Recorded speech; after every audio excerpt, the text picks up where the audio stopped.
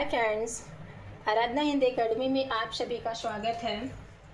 तो फ्रेंड्स, आज हम नया टॉपिक शुरू कर रहे हैं, प्रगतिवाद। प्रगतिवाद जो है परीक्षा की दृष्टि से मोस्ट इम्पॉर्टेंट है और यहाँ से क्वेश्चन बनते भी हैं। ओके फ्रेंड्स, तो स्टार्ट करते हैं। प्रगतिवाद का समय क्या है? 1936 ईस्वी से 1943 ईस्वी तक। प्रगतिवाद का समय है 1936 ईस्वी से 1943 ईस्वी तक। और प्रगतिवाद की परिभाषाएं क्या हैं? प्रगतिवादी काव्य उस काव्य धारा को कहते हैं जो छायावाद के बाद सामाजिक चेतना को लेकर निर्मित हुई। एक कथन किसका है? डॉक्टर नगेंद्र का। सामाजिक उपयोगिता को ध्यान में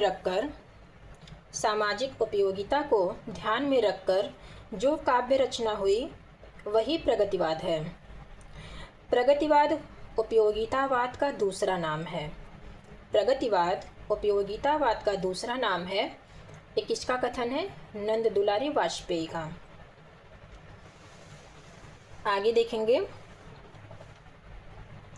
वैचारिक क्षेत्र में जो मार्क्सवाद, राजनीति के क्षेत्र में जो साम्यवाद है, वही साहित्य के क्षेत्र में प्रगतिवाद है। ये मुक्तिबोध का कथन है और मोस्ट इम्पॉर्टेंट है। एक टिप्पणी है फ्रेंड्स, मुक्तिबोध पहले व्यक्ति हैं जिन्होंने प्रगतिवाद शब्द का प्रयोग किया। मुक्तिबोध पहले व्यक्ति हैं जिन्होंने प्रगतिवाद शब्द का प्रयोग किया। इससे पहले इस साहित्य को प्रगतिशील साहित्य के नाम से जाना जाता था। मुक्तिबोध ने प्रगतिवाद के सैनिक रूप का उल्लेख भी किया है। प्रगतिवाद सामाजिक यथार्थवादी काव्य है। प्रगतिवाद क्या है? सामाजिक यथार्थवादी काव्य है, रामविलास शर्मा ने कहा है। तो प्रगतिवाद का इतिहास क्या है? 1933 ईस्वी में गांधी जी कांग्रेस के सक्रिय राजनीति से अलग हुए तथा कांग्रेस ने अपनी विचारधारा में परिवर्तन लाते हुए प्रगतिवादी दृष्टिकोण को अपनाया। 1934 ईस्वी में कांग्रेस के अंतर्गत समाजवादी दल की स्थापना हुई। 1935 ईस्वी में हेनरी बारबूज ने फ्रांस की राजधानी पेरिस में प्रगतिशील लेखकों का एक संघ बनाने का प्रयास किया। 1935 ईस्वी में E.M. फोस्टर की अध्यक्षता में पेरिस में प्रोग्रेसिव राइटर्स एसोसिएशन का प्रथम अधिवेशन हुआ।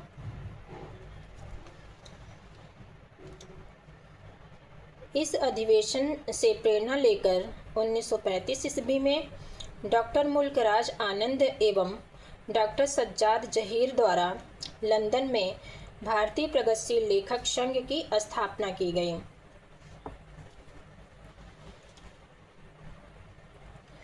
1935 ईस्वी में ही लंदन में भारतीय प्रगतिशील लेखक संघ का घोषणा पत्र जारी हुआ, जिसे बाद में प्रेमचंद जी ने हंस पत्रिका का प्रकाशन किया। 1936 ईस्वी में प्रेमचंद की अध्यक्षता में भारतीय प्रगतिशील लेखक संघ का प्रथम अधिवेशन लखनऊ में हुआ। 1936 ईस्वी में सुमित्रानंद पंत की रचना युगांत का प्रकाशन एवं छायावादी युग के अंत की घोषणा हुई। आगे देखेंगे फ्रेंड्स।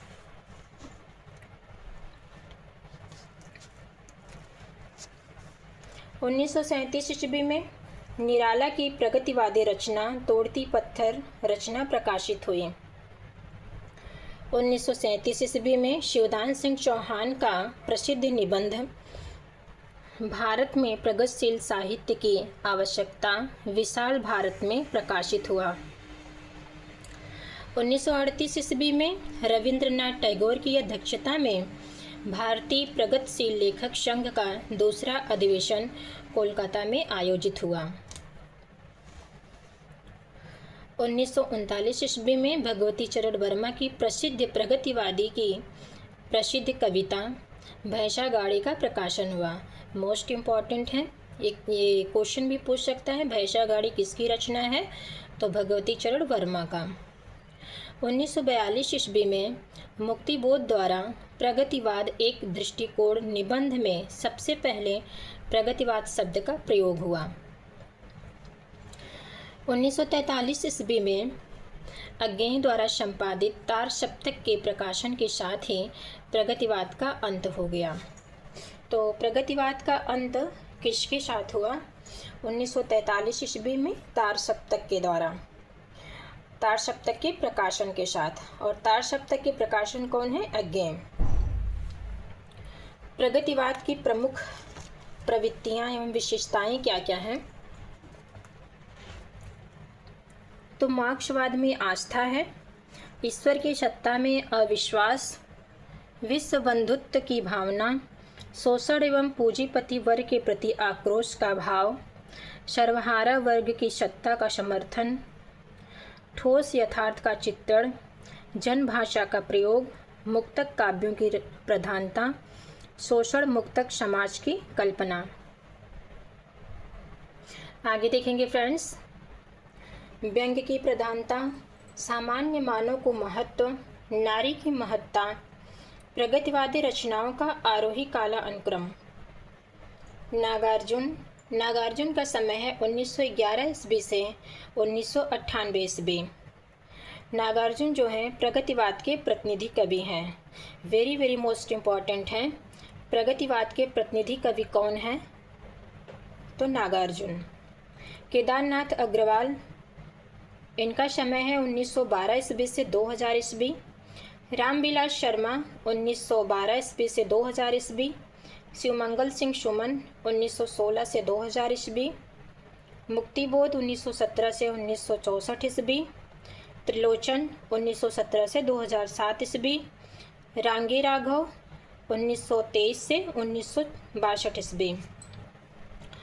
तो फ्रेंड्स, हम एक एक कवि को आगे पढ़ेंगे। ओके, तो सबसे पहले हम देख लेते हैं नागार्जुन को। नागार्जुन का जन्म 1911 ईस्वी तरौनी दरभंगा बिहार में हुआ था। निधन 1998 ईस्वी में हुआ था। इनका मूल नाम है वैद्यनाथ मिश्र। मोस्ट इम्पॉर्टेंट है, नागार्जुन का मूल नाम क्या है? वैद्यनाथ मिश्र। इन्होंने 1936 ईस्वी में श्रीलंका जाकर बौद्ध धर्म ग्रहण कर लिया तथा वहाँ के प्रसिद्ध बौद्ध मठ विद्या अलंकार परिवेड़ में 3 वर्षों तक रहे।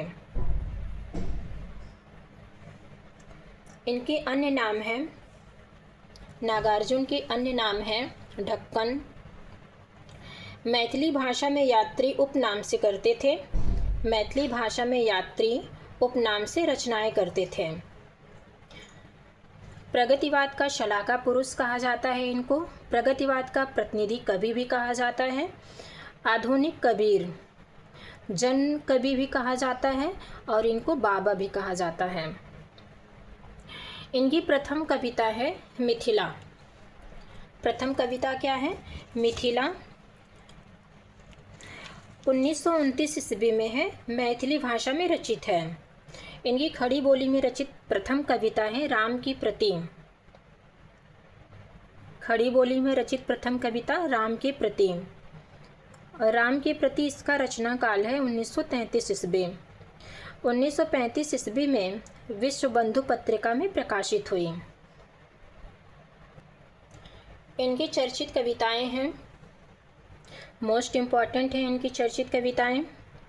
कालिदास के प्रति, अकाल और उसके बाद, प्रीत का बयान, तुम्हारी यह दंतुरित मुस्कान, सिंदूर तिलांकित माल, रेणुका, अहल्या, शकुंतला मोस्ट इम्पॉर्टेंट है। हरिजन गाथा, मैं मिलिट्री का बूढ़ा घोड़ा, ये भी मोस्ट इम्पॉर्टेंट है। भूमिजा और बहुत दिनों बाद जो है ये भी मोस्ट इम्पॉर्टेंट है। इनकी खड़ी बोली में रचित काव्य रचनाएं कौन कौन सी हैं ये भी देख लेते हैं। तो ट्रिक है फ्रेंड्स, इनकी खड़ी बोली में काव्य रचनाएं बहुत ज़्यादा हैं और हमने ट्रिक के माध्यम से याद करने का प्रयास किया है। ओके फ्रेंड्स, युगधारा ट्रिक है। युगधारा सतरंगे प्यासी, भस्मा तालाब खिचड़ी, तुम हजार पुरानी रत्न, ऐसे आखिर इसे भूल अपने खेत में नागार्जुन। युगधारा सतरंगे प्यासी, युगधारा सतरंगी प्यासी, भस्मा तालाब खिचड़ी, तुम हजार पुरानी रत्न में, ऐसे आखिर इसे भूल अपने खेत में नागार्जुन। तो युगधारा 1953 ईस्वी में है, सतरंगी पंखों वाली 1959 ईस्वी में है, प्यासी पथराई आंखें 1962 ईस्वी में है, भस्मांकुर 1971 ईस्वी में है, तालाब की मछलियाँ 1975 ईस्वी में है, खिचड़ी विप्लव देखा हमने 1980 ईस्वी में है, तुमने कहा था 1980 ईस्वी में है, हजार हजार बाहों वाली 1981 ईस्वी में है, पुरानी जूतियों का कोरस 1983 ईस्वी में है, रत्नगर्भा 1984 ईस्वी में है, ऐसे भी हम क्या ऐसे भी तुम क्या, मोस्ट इम्पॉर्टेंट रचना है। ऐसे भी हम क्या ऐसे भी तुम क्या 1985 ईस्वी में है। आखिर ऐसा क्या कह दिया हमने 1986 ईस्वी में है। इस गुब्बारे की छाया में 1990 ईस्वी में है। भूल जाओ पुराने सपने 1994 ईस्वी में है। अपने खेत में 1997 ईस्वी में है। अब देखेंगे मैथिली भाषा में रचित इनकी काव्य रचनाएं कौन कौन सी हैं। तो मैथिली भाषा में रचित काव्य रचनाएं हैं चित्रा 1962 ईस्वी में है, विशाख 1964 ईस्वी में है, पत्रहीन नग्न गाज 1966 ईस्वी में है। मोस्ट इम्पॉर्टेंट है। पत्रहीन नग्न गाज पर 1968 ईस्वी में मैथिली भाषा के लिए साहित्य अकादमी पुरस्कार मिला। इनके उपन्यास देख लेते हैं फ्रेंड्स। नागार्जुन के उपन्यास का ट्रिक है रब नई बा वरुड़, रब नई बा वरुड़ को, रब नई बा वरुड़ को, दुख को ही उ जमीनिया इमरतिया पारो गरीबदास। रब नई बा वरुड़ को, दुख को ही उ जमीनिया इमरतिया पारो गरीबदास। तो रतिनाथ की चाची 1948 ईस्वी में है, बलचनमा 1952 ईस्वी में है, नई पौध 1953 ईस्वी में है, बाबा बटेश्वर नाथ 1954 ईस्वी में है, वरुड़ के बेटे 1957 ईस्वी में है, दुख मोचन 1957 ईस्वी में है, कुंभी पाक 1960 ईस्वी में है, हीरक जयंती इसका दूसरा नाम है अभिनंदन 1961 ईस्वी में है, जमनिया का बाबा इमरतिया 1964 ईस्वी में है। जमनिया का बाबा का ही दूसरा नाम है इमरतिया, कब है 1964 ईस्वी में है। पारो जो है 1946 ईस्वी में मैथिली में रचित है और 1975 ईस्वी में खड़ी बोली में इसका रूपांतरण हुआ। गरीबदास 1969 ईस्वी में है। सॉरी फ्रेंड्स, गरीबदास 1979 ईस्वी में है। ओके फ्रेंड्स, आगे देखेंगे। तो नागार्जुन की चर्चित कहानियाँ कौन कौन सी हैं ये भी देख लेते हैं। सूखे बादलों की परछाइयाँ, जेठा, काया पलट, हीरक जयंती, मनोरंजन का टैक्स, ताप हारड़ी। इनके नाटक हैं अनुकम्मा, निर्णय। इनके दो नाटक हैं नागार्जुन के, पहला है अनुकम्मा, दूसरा है निर्णय।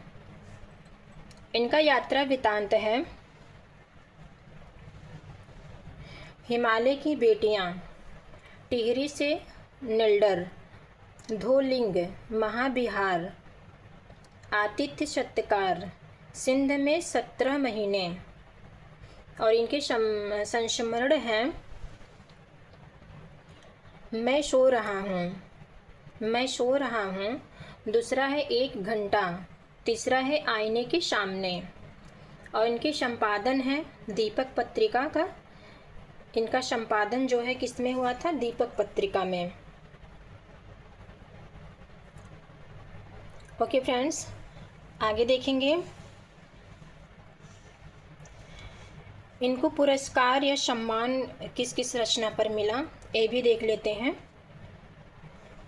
हम नागार्जुन की सारी रचनाएं, कहानी, उपन्यास सब एक जगह देख लेंगे। ओके फ्रेंड्स, तो इनका पुरस्कार है 1968 ईस्वी में पत्रहीन नग्नगाछ के लिए साहित्य अकादमी पुरस्कार मिला। मोस्ट इम्पॉर्टेंट है, नागार्जुन को किसके लिए साहित्य अकादमी पुरस्कार मिला? तो पत्रहीन नग्नगाछ के लिए।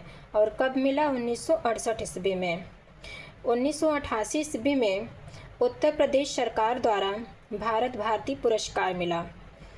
1993 ईस्वी में मध्य प्रदेश सरकार द्वारा मैथिली शरण गुप्त पर पुरस्कार मिला।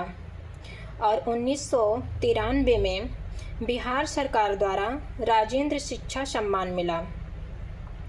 1995 ईस्वी में बंगाल सरकार द्वारा राहुल सम्मान मिला।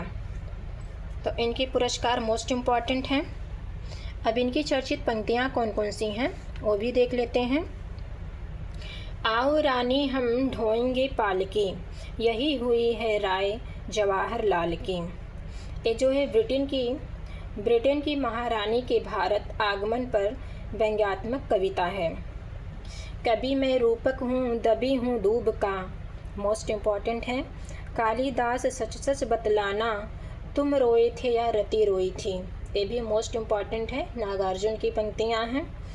अमल धवल गिर के शिखरों पर बादल को घिरते देखा, जनगण मन जागृत शिल्पी तुम धरती के पुत्र, ये केदारनाथ अग्रवाल के प्रति पंक्तियाँ हैं। सत्य को लकवा मार गया है, वह लंबे काठ की तरह पड़ा रहता है, ये पंक्तियाँ जो हैं सत्य कविता से हैं। नागार्जुन के संदर्भ में आलोचकों के कथन देख लेते हैं। नागार्जुन स्वतंत्र चेतना एवं जनवेदना के कवि हैं। जनवेदना जिनके समग्र साहित्य में ठोस यथार्थ के साथ प्रकट हुई है, ये है विश्वनाथ त्रिपाठी का कथन। नागार्जुन जैसा प्रयोग धर्मा कवि कम देखने को मिलता है, चाहे वो प्रयोग लय के हों, छंद के हों, विषय वस्तु के हों। ये कथन है डॉक्टर नामवर सिंह का। सामाजिक समस्याओं की अभिव्यक्ति इनके साहित्य का प्रमुख पक्ष है, नंदकिशोर नवल का कथन है। नागार्जुन वास्तव में कृषकों एवं शोषितों के कवि हैं, जिनके काव्य में प्रगतिशीलता प्रत्येक स्तर पर परिभाषित होती है। अज्ञेय का कथन है। इनकी विशेष तथ्य क्या क्या हैं वो भी देख लेते हैं। हरिजन गाथा और भूमिजा इनकी लंबी कविताएं हैं। भूमिजा का संपादन इनके पुत्र शोभाकांत ने किया था। मोस्ट इम्पॉर्टेंट है, भूमिजा का संपादन किसने किया था? इनके पुत्र शोभाकांत ने। 1955 ईस्वी में मेघदूत का हिंदी अनुवाद किया। 1979 ईस्वी में गीत गोविंद का खड़ी बोली खंड काव्य के रूप में रूपांतरण किया। इनकी संस्कृत रचनाएं हैं देश शतकम, कृष्ण शतकम तथा श्रमिक दशकम, इनकी संस्कृत रचनाएं हैं। ये तीनों जो हैं इनकी संस्कृत रचनाएं हैं, देश शतकम, कृष्ण शतकम और श्रमिक शतकम, श्रमिक दशकम। धर्मलोक शतकम की भाषा संस्कृत और लिपि सिंहली है। नागार्जुन ने स्वयं को जन कवि घोषित करते हुए कहा है, जनता मुझसे पूछ रही है क्या बतलाऊं, जनता मुझसे पूछ रही है क्या बतलाऊं, जन कवि हूँ साफ कहूँगा क्यों हकलाऊं। मोस्ट इम्पॉर्टेंट पंक्तियाँ हैं। तो फ्रेंड्स, आज के लिए इतना ही। अब हम अगली वीडियो में पढ़ेंगे केदारनाथ अग्रवाल को। केदारनाथ अग्रवाल जो हैं ये भी परीक्षा की दृष्टि से मोस्ट इम्पॉर्टेंट हैं। ओके फ्रेंड्स, मेरी वीडियो कैसे लगी आप लोग कमेंट में लिखना ना भूलें और मेरी वीडियो को लाइक कीजिए, शेयर कीजिए और सब्सक्राइब कीजिए। Okay friends, Radhe Radhe.